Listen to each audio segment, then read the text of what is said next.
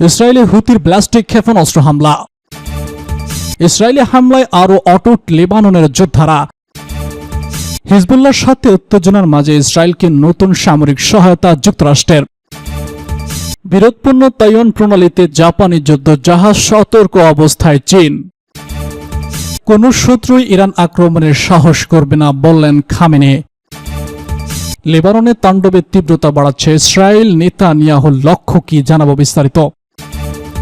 ইসরায়েলে হুতির ব্যালিস্টিক ক্ষেপণাস্ত্র হামলা। ইসরায়েলি গণমাধ্যম জানিয়েছে ইয়েমেনি সশস্ত্র বাহিনী দখলকৃত ভূমি লক্ষ্য করে ব্যালিস্টিক ক্ষেপণাস্ত্র ছুড়েছে। ওই প্রতিবেদনে বলা হয়েছে বৃহস্পতিবার রাতে তেল আবিবের বেশ কিছু এলাকায় সাইরেন বাজতে শোনা গেছে। ইসরায়েলি সামরিক বাহিনীর দাবি, তারা ইয়েমেন থেকে আসা একটি ক্ষেপণাস্ত্র আকাশেই ধ্বংস করেছে। টেলিগ্রাম বার্তায় ইসরায়েলি সামরিক বাহিনী জানিয়েছে এরিয়াল ডিফেন্স সিস্টেমের মাধ্যমে ইয়েমেনে আসা ক্ষেপণাস্ত্রটি ধ্বংস করা হয়েছে। ক্ষেপণাস্ত্রের ধ্বংসাবশেষ ভূমিতে পড়ায় সাইরেন ও বিস্ফোরণের শব্দ শোনা গেছে। ইসরায়েলি গণমাধ্যমে জানা গেছে বসতি স্থাপনাকারী এই আক্রমণের ভয়ে নিরাপদে আশ্রয়ে চলে গিয়েছেন। দৌড়ে আশ্রয় নিতে গিয়ে অত্যন্ত 20 জন নিহত হয়েছেন। বেন গুয়েত বিমানবন্দরের কার্যক্রম এ সময় বন্ধ রাখা হয়।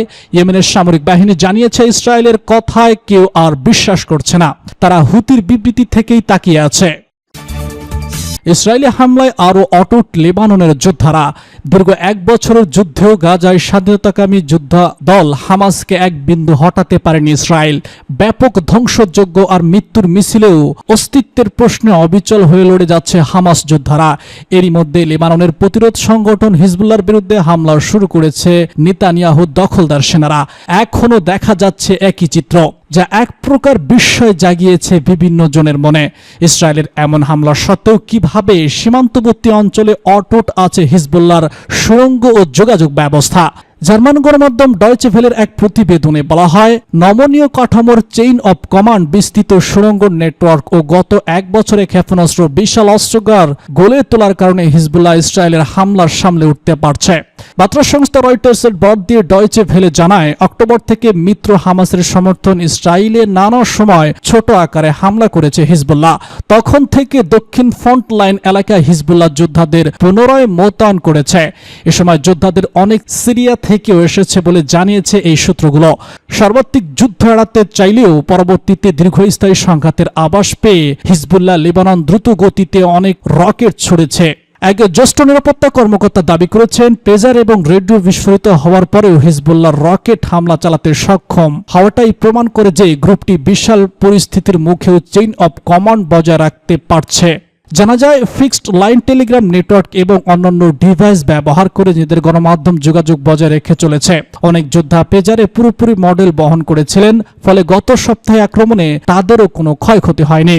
ইসরায়েলি হামলায় চেইন অব কমান্ড ক্ষতিগ্রস্ত হলেও সীমান্তের কাছে কয়েকটি গ্রাম নিয়ে গঠিত ছোট স্বাধীন গ্রুপ কাজ করার ফ্রন্ট লাইন যোদ্ধাদের প্রশিক্ষণ দেওয়া হয়েছে। তারা স্বাধীনভাবেই দীর্ঘ সময়ের জন্য ইসরায়েলি বাহিনীর সঙ্গে লড়াই করতে সক্ষম বলেও জানিয়েছে সূত্রটি।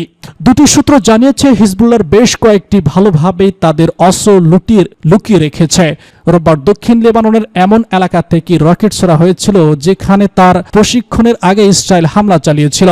হিজবুল্লাহর একটি ভূগর্ভস্থ অস্ত্রাগার রয়েছে বলে মনে করা হয়। মার্কিন সংপ্রেসের এক প্রতিবেদন অনুসারে হিজবুল্লাহর অস্ত্রাগারে প্রায় 1.5 লাখ রকেট রয়েছে। সবথেকে শক্তিশালী এবং দূরপাল্লার ব্যালিস্টিক মিসাইলগুলো মাটির নিচে রাখা হয়েছে বলে ধারণা করা হচ্ছে। হিজবুল্লাহর সাথে উত্তেজনার মাঝে ইসরায়েলকে নতুন সামরিক সহায়তা যুক্তরাষ্ট্রের।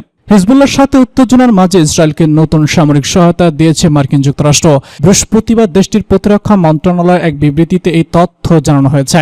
অ্যানাদোলু এজেন্সি জানিয়েছে, বৃহস্পতিবার ইসরায়েল জানিয়েছে যে তারা মার্কিন যুক্তরাষ্ট্র থেকে মোট $8.7 বিলিয়ন সামরিক সহায়তা পাচ্ছে। প্যাকেজটি লেবাননের বিরুদ্ধে ব্যাপক ইসরায়েলি হামলার টানা 4র্থ দিনের সাথে মিলে যায়। ইসরায়েলি প্রতিরক্ষা মন্ত্রণালয় জানিয়েছে, দেশটির প্রতিরক্ষা মন্ত্রী মেজর জেনারেল ইয়াল জামিন ওয়াশিংটনের সাথে এই বিষয়ে আলোচনা চূড়ান্ত করেছেন। তিনি চলমান যুদ্ধের প্রয়োজনীয় উপকরণ কিনতে $3.5 বিলিয়ন সহায়তা নিয়েছেন। এটি এরই মধ্যে IMB-তে হস্তান্তর করা হয়েছে এবং একটি উন্নত লেজার সিস্টেম সহ বিমান প্রতিরক্ষা ব্যবস্থার জন্য বরাদ্দ দেওয়া হয়েছে। ইসরায়েল কাছে ডেভিং হিংসিং অ্যারো এবং আয়রন ডোম সহ বেশ কয়েকটি ক্ষেপণাস্ত্র প্রতিরোধ ব্যবস্থা রয়েছে। বিবৃতিতে আরো বলা হয়, চুক্তির আওতায় উল্লেখিত তহবিল এবং সরঞ্জাম শীঘ্রই সরবরাহ করা হবে বলে আশা করা হচ্ছে। অর্ধেকেরও বেশি আমেরিকানরা ইসরায়েলকে সামরিক সহায়তা সীমিত করা উচিত বলে জরিপে দেখানো সত্ত্বেও ওয়াশিংটন তেল আবিবকে উল্লেখযোগ্য সামরিক সহায়তা প্রদান অব্যাহত রেখেছে। স্বাস্থ্য মন্ত্রণালয় প্রকাশিত পরিসংখ্যান অনুসারে সোমবার সকাল থেকে ইসরায়েল লেবাননে হামলা চালিয়েছে। এতে কমপক্ষে 700 জন নিহত এবং 2500-এর বেশি আহত হয়েছে। বিরোধপূর্ণ তাইওয়ান প্রণালীতে জাপানি যুদ্ধ জাহাজ, সতর্ক অবস্থায় চীন। তাইওয়ান প্রণালীর বিরোধপূর্ণ জলসীমায় প্রবেশ করেছে জাপানের যুদ্ধ জাহাজ। জানা গেছে, তাইওয়ানের নৌবাহিনীর কোস্টগার্ডীয় SE অস্ট্রেলিয়া ও নিউজিল্যান্ডের জাহাজকে সঙ্গে নিয়ে উত্তর থেকে দক্ষিণে প্রণালী অতিক্রম করে। এ নিয়ে সতর্ক অবস্থায় রয়েছে চীন। তাইওয়ান প্রণালীতে চীন নিজেদের ভূখণ্ড হিসেবে দাবি করে আসছে, তাই চীনের সাথে ঝামেলা এড়াতে এই পথে জাহাজ চলাচল এড়িয়ে চলা জাপানের জন্য যেখানে যুদ্ধজাহাজ পাঠানো একটি উল্লেখযোগ্য পদক্ষেপ। বিবিসি জানায়, জাহাজটি দক্ষিণ চীন সাগরের সামরিক মহড়ার অংশ নিতে যাওয়ার পথে রয়েছে। তবে জাপান, তাইওয়ান বা চীন কেউই এই প্রণালী পাড়ি দেওয়ার বিষয়ে আনুষ্ঠানিক মন্তব্য করেনি। 180 কিলোমিটার দীর্ঘ তাইওয়ান প্রণালীতে অবাধ নৌ চলাচলের জন্য যুক্তরাষ্ট্র ও এর মিত্ররা টহল বাড়িয়েছে। যুক্তরাষ্ট্র এবং তাইওয়ান দুই দেশেরই দাবি এটি একটি প্রধান শি জিনপিং এবং বাণিজ্যিক সমুদ্রপথ। এটি আন্তর্জাতিক জলসীমায় অংশ এবং সব ধরনের নৌজাহাজের জন্য উন্মুক্ত। তবে চীন তা মানতে নারাজ, সেজন্যই এই অঞ্চল নিয়ে বিরোধ চলে আসছে। কোন শত্রুই ইরান আক্রমণের সাহস করবে না বললেন খামেনি।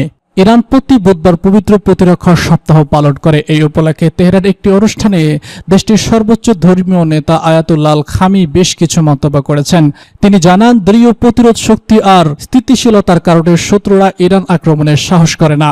খামেনি বলেছেন, ইসলামী বিপ্লবী এবং ইসলামী প্রজাতন্ত্রের কণ্ঠস্বর খুব স্পষ্ট, যা বিশ্বের বিভ্রান্ত ব্যবস্থার বিরুদ্ধে আওয়াজ তোলে। তিনি এ সময় আরো জানান, শত্রুরা ইরানের বিরুদ্ধে মানবাধিকার এবং পারমাণবিক ইস্যুতে বাহানা হিসেবে ব্যবহার করছে। আঞ্চলিক পরিস্থিতি নিয়ে কথা বলতে গিয়ে ইরানের সর্বোচ্চ নেতা লেবানন ও ফিলিস্তিনের সাম্প্রতিক ঘটনাগুলোকে ইরানের উপর আরোপিত যুদ্ধের সঙ্গে তুলনা করেন। তিনি জানান, লেবানন ও ফিলিস্তিনে ইসরায়েলি হামলা সম্পর্কে যুক্তরাষ্ট্রের বক্তব্যতা মিথ্যা। খামেনি আরো বলেছেন, আমেরিকানরা ইসরায়েলি অপরাধ সম্পর্কে অবগত এবং তারাও এতে জড়িত। বর্তমান মার্কিন সরকার আসন্ন নির্বাচনের জন্য ইসরায়েলি সরকারকে সমর্থন করছে। তারা যেখানে নির্বাচন চায় তেমনি বিজয় দেখতে চায় ইসরায়েলের।